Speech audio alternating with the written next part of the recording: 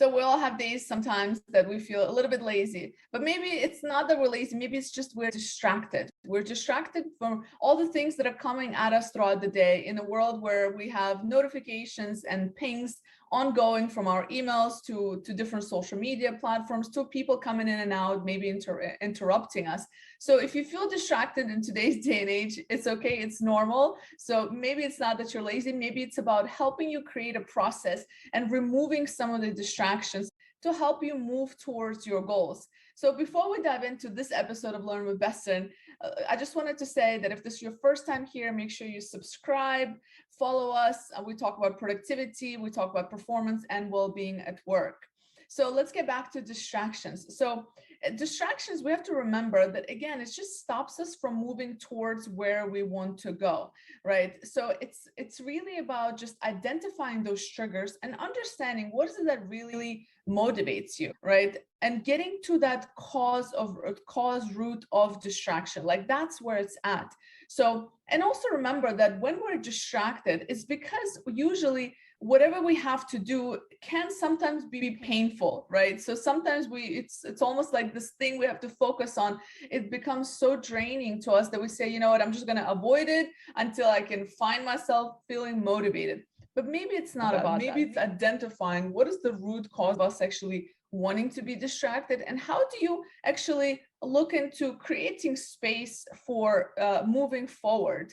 So, and just keep in mind that it really just comes down to how our brain operates. And this is where Yvonne is going to talk to us a bit more about that. Our brain is always playing a little bit of tricks. So first of all, you have to understand that distraction is not always a negative thing unless it is something that you plan. So you need to plan your distractions. What does it mean is that in order to be focused, analytical, in a specific task, we need to use parts of our brain. So a very focused area inside of our brain so that we can really devote all the energy of our brain to do a task in a thorough mode. But listen, when you need to be creative, we need to be able to connect different areas of our brain. This is what we call the diffuse mode, in order to do connections. And innovation, creativity comes from the fact that you do these connections. How do you do these connections? By really becoming distracted, by making it like spending some time, I don't know, walking around, daydreaming, talking with your colleagues, with your family. That's what encourages the diffuse mode to connect with different areas of your brain. And I don't know if that has happened also to you, Elena, but sometimes the best ideas come when you are reading a book that has nothing to do with your challenge. The best ideas come when you are discussing with your partner, with your friend about art or whatever, because somehow in the back side of our brain is still processing information and doing connections without us really noticing. And that's what we call the diffuse mode. It is good to be distracted if you have it planned. If you want really to become creative, you cannot be focused on in front of the screen. You need to let go from the focus and go into the diffuse mode. That's number one. Number two, there is this belief that we become more productive, more focused, and that our brain has the capacity to be focused on different tasks at the same time. Well, there is plenty of research, Elena, that shows really the opposite. Our brain is monotask. So you do one thing thoroughly. If you are changing within a number of tasks, your brain becomes a little bit diffuse and cannot be focused on one thing. So I know society has said that if you do many things at the same time, you are super duper productive. This is not the reality. There is research to prove it. Now, the thing. But let me jump in here for a second. But yes, I think it's also just being mindful that it's more about that task switching, as you said. So and I love, there's an example of, you know, for myself, when I go for walks or something like that, I want to listen to music. I want to listen to some kind of audiobook. So that is multitasking, but it's not using the same kind of, I don't know, sensory parts of my brain, right? So for example, we cannot be on a Zoom call and texting at the same time. That is dividing our attention. But for example, working out and listening to an audiobook or a podcast might actually work, right? It might actually work, but in some cases it may not, because the sensitivity of different individual is different. That is sometimes that for certain individuals having music will make them a little bit distracted. So that is, but for most of people, it will be standard, like what you say, listening to the podcast and doing some work. For most of the people, that will completely work.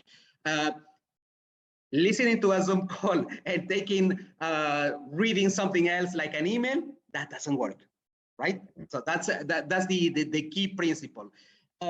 Now, the other thing that is super duper important is about making it easy for you to be focused. So how do you do it? Is by avoiding, removing, or reducing the impact of distractions. So you mentioned it, Elena, we live in a world that's full of digital. We have a Slack ringing, we have social media ringing, we have emails popping up.